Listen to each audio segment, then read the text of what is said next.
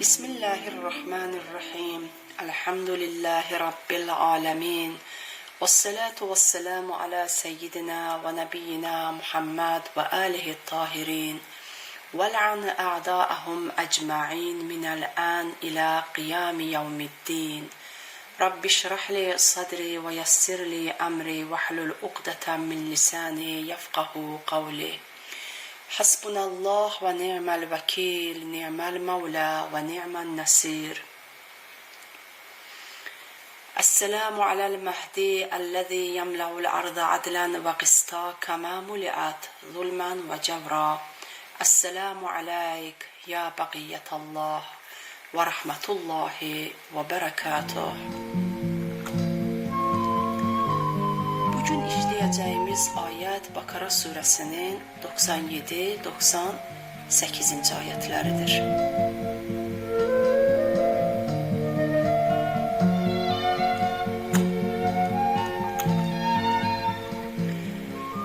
Əuzu billahi mineşşeytanirracim. Qul men kana aduwwan li Cibril fe innehu nazzalehu ala qalbika biiznillahi musaddiqan lima bayna yadayhi ve hudan ve buşra lil mu'minin. De ki, Cəbrailə düşman olan kimsə bilsin ki, o, Kur'anı Allahın izni ilə kəndindən öncəkini onaylayıcı və iman edənlərə isə hidayət edici və müjdələyici olaraq sənin qalbinə indirmişdir.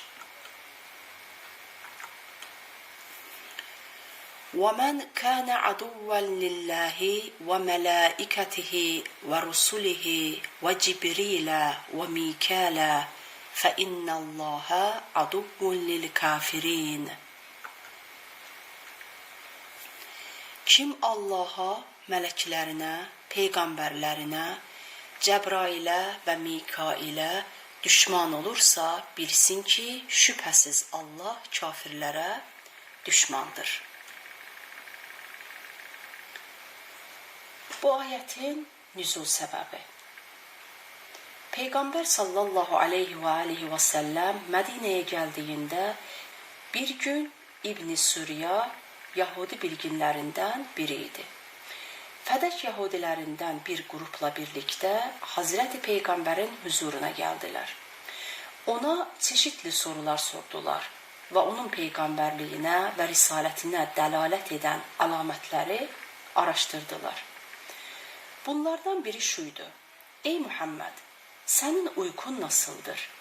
Çünki bizə gələcək peyğəmbərin uykusu haqqında bilgi verilmişdir.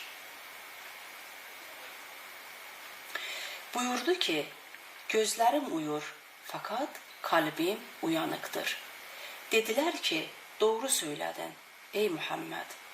Daha birçok sorunun ardından İbn-i Suriya şöyle dedi: Bir sorumuz kaldı. Eğer buna doğru cevap verirsen sana inanır ve sana tabi oluruz. Sana inen meleğin adı nedir? Hazreti Peygamber şöyle buyurdu: Cebrail'dir. İbn-i Suriya şöyle dedi: O bizim düşmanımızdır. Cihad ve savaş konusunda zorlu emirler getirir. Oysa Mikail hep kolay ve rahat emirler getirmiştir. Eğer vahiy meleğin Mikail olsaydı sana inanırdık. Az önce tilavet ettiğimiz ayetin nüzul sebebini incelemek, insana Yahudi milletinin büyük peygamber Hazreti Musa aleyhisselamdan bu yana sürdükleri mazerətçi tavırlarını hatırlatır. Haktan kaçınmak için her seferinde bir bahane bulurlar. Burada da gördüğümüz gibi bahane şudur: senin vahiy meleğin Cebrail olduğu için o Allah'ın ağır yükümlülüklerini getiriyor. Ona düşmanız. Bu yüzden inanmıyoruz. Eğer vahiy meleğin Mikail olsaydı ne güzel olurdu. Biz sana inanırdık. Onlara şöyle sormalı: İlahi mələklər görevlerini yapmak bakımından farklı mıdır? Əsasən onlar kendi isteklerine göre mi hareket ederler, yoksa kendiliklerinden bir şey mi söylerler? Onlar Kur'an'ın tanıttığı gibidir. Allah'ın kendilerine emrettiğine karşı gelmezler. Tahrim suresinin 6. ayeti. Her neyse, Kur'an bu mazerətçilərə şöyle cevap verir. Qul mən kənə aduvvən li Cibrilə. Onlara de ki, kim Cəbrailə düşman ise aslında Allah'a düşmandır.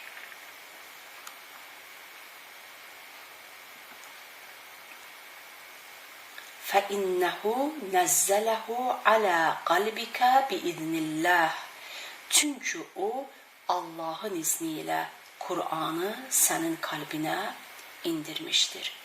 Bu ifadede birinci tekil şahıs anlatımından ikinci tekil şekline bir geçiş yaşanıyor. İfadenin normal akışı göz önünde bulundurulacak olursa, o Kur'an'ı benim kalbime indirdi şeklinde bir ifade kullanılmış olması gerekiyordu.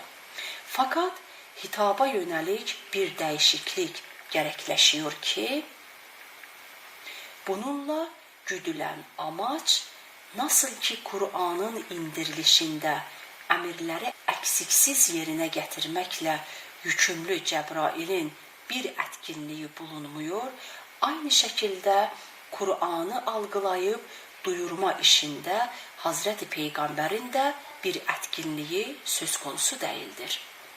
Gerçeğini vurgulamaktadır. Hazreti Peygamber'in kalbi yalnızca vahyi algılayan bir kaptır. Vahyin mahiyeti üzerinde bir etkinliği söz konusu değildir. O sadece tebliğ ile yükümlüdür. Ayetin devamında şöyle okuyoruz. Musaddiqan lima beyne yedeyhi. Önceki ilahi kitapları doğrulayan ve onların alametleriyle uyumlu olan bir Kur'an'dır. Ve huden ve buşra lil mu'minin. Müminler için bir hidayet ve müjdedir. Gerçekte bu ayette bu gruba 3 cevap verilmiştir. Birincisi, Cebrail kendiliğinden bir şey getirmez. Her şey Allah'ın izniyle olur. İkincisi, önceki kitaplardaki doğruluk alametleri onda mevcuttur. Çünkü onların alametleriyle uyumludur. Üçüncüsü ise içeriği onun aslı ve hak olduğuna delildir. Sonraki ayet aynı konuyu daha da vurgulayarak ve bir tehditle birlikte şöyle ifade eder. Men kana aduven lillahi ve melaikatihi ve rusulihi ve Cibrile ve Mikala fe innallaha aduvun lil kafirin. Kim Allah'a, meleklerine, elçilerine, Cebrail'e ve Mikail'e düşman olursa şüphesiz Allah da o kafirlerin düşmanıdır. Bu bunların ayrıştırılamayacağına işarettir. Allah melekleri, elçileri, Cebrail ve Mikail ve diğer tüm melekler nitekim birisine düşmanlık, diğerlerine de düşmanlıktır. Diğer bir ifadeyle insanların kemale ermesini sağlayan ilahi emirler Allah'tan gelir. Ayette geçen فَاِنَّ اللّٰهَ عَدُوٌ لِلْكَافِرِينَ. Allah kafirlerin düşmanıdır. Burada zamir yerine kafirin yani kafirlər ifadəsi kullanılmışdır. Buradakı incəlik də Yüce Allah'ın bu hükmünün illətinə dikkat çəkməkdir. Sanki şöyle demek isteniyor. Allah onlara düşmandır. Çünkü onlar kafirdirler ve Allah da kafirlerin düşmanıdır. Burada Cebrail ve Mikail hakkında az açıklama yapalım. Kur'an-ı Kerim'de Cibril'e yani Cebrail ismi 3 kez, Mikail'e yani Mikail ismi ise bir kez bu bağlamda gitmektedir. Bu ayetlerden anlaşıldığına göre her ikisi de büyük ve Allah'a yakın meleklerdendir. Müslümanların yaygın telaffuzunda Cebrail ve Mikail həmzə ve ya ile söylenir.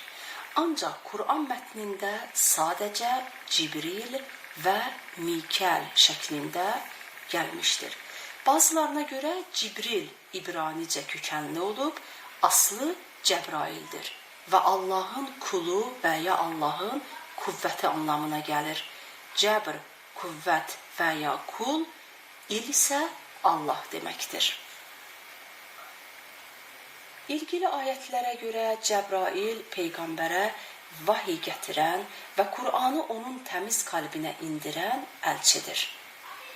Nahl suresinin 102. ayetinde vahye aracılık eden Ruhul Kudüs yani kutsal ruh olarak tanıtılırken Şuara suresinde 193. ayetinde Ruhul Emin olarak tanıtılmıştır.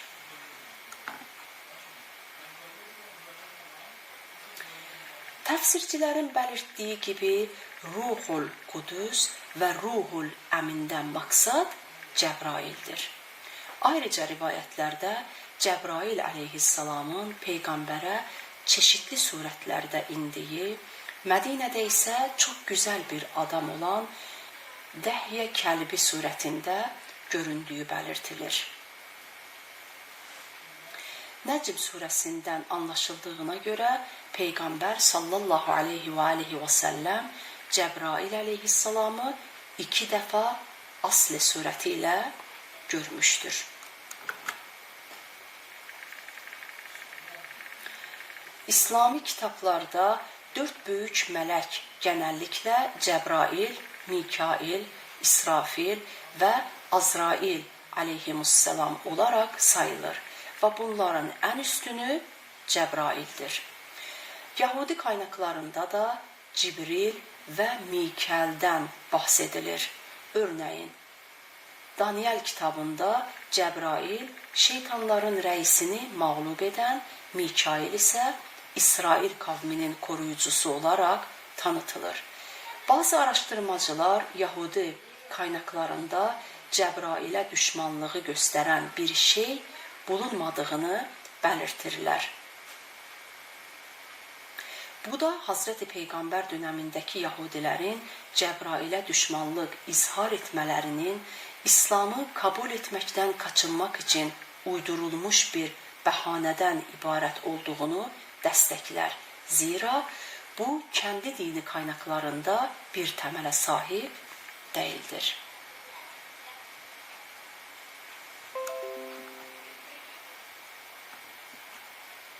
Şimdi de geçelim ayetten alınan mesajlara. Birinci mesaj. İnsanın inat ve kuruntuları melekler alemini bile kapsayacak kadar genişleyebilir. İnatçı kimse melekleri daha suçlayıp zan altında bırakır. Halbuki Allah melekleri masum bilmekte ve onlar hakkında şöyle buyurmaktadır. Allah'ın kendilerine verdiği emirlere karşı gelmezler.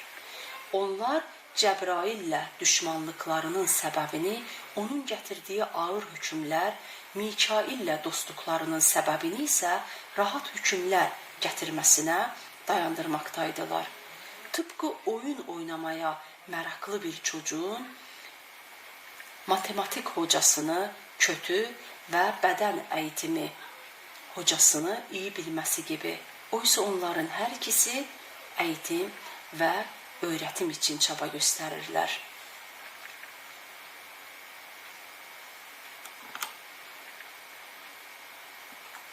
İkinci mesaj. Töhmət və zan altında qalmış təmiz kimsələri koruyub savunmaq gərəkir.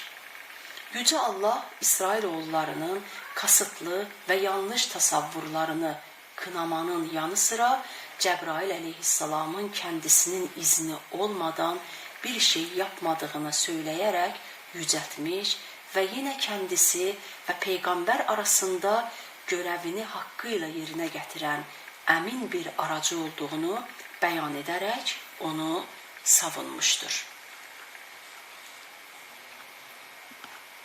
Üçüncü mesaj. Cəbrail sizin Tevratınızı doğrulayan bir kitap indirdi. Öyleyse neden onunla düşmanlık etmektesiniz?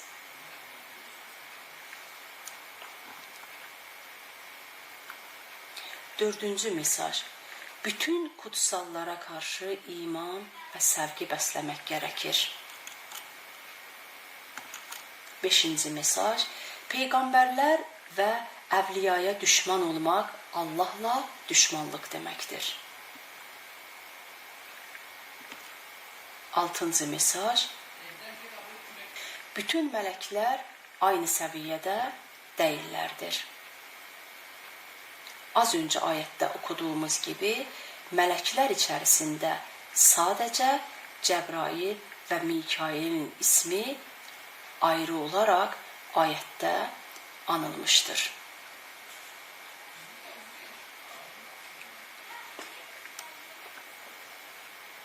Ayetteki kelimelerin anlamları. Kul de, mən hər kim, kənə olsa, aduven düşman, li Cibrilə, Cəbrailə, fə innehu şübhəsiz o, nəzzələhu, onu indirmiştir, alə qalbikə, sənin kalbinə, biidnillahi, Allahın izniyle, musaddiqan, doğrulayıcı olarak, lime o şey için, beyne yedeyhi ondan önce, vahuden ve hidayet, ve buşra ve müjde, lil mu'minine müminler için, men kim, kâne olsa, aduven düşman, lillahi Allah'a, ve melaiketihi ve meleklerine, ve rusulihi ve resullerine, ve Cibril'e ve Cebrail'e, ve Mika'le ve Mikail'e, fe innallaha şüphesiz Allah aduvun düşmandır lil kafirin, kafirlere. Son olarak ayeti anlamıyla beraber tekrarlayalım. Kul men kana aduven li Cibril'e, de ki Cebrail'e düşman olan kimse, fe innehu nezzelehu ala kalbike biiznillah, şüphesiz o Kur'an'ı Allah'ın izniyle senin kalbine indirmiştir. Musaddiqan lima beyne yedeyhi ve huden ve buşra lil mu'minin, kendinden öncekini onaylayıcı ve iman edenlere ise hidayet edici ve müjdeleyici olarak. Men kana aduven lillahi ve melaiketihi ve rusulihi ve Cibril'e ve Mika'le fe innallaha aduvun lil kafirin. Kim Allah'a ve meleklerine ve peygamberlerine ve Cebrail'e ve Mikail'e düşman olursa şüphesiz Allah kafirlere düşmandır. Vesselamu aleykum ve rahmetullahi ve berekatuhu.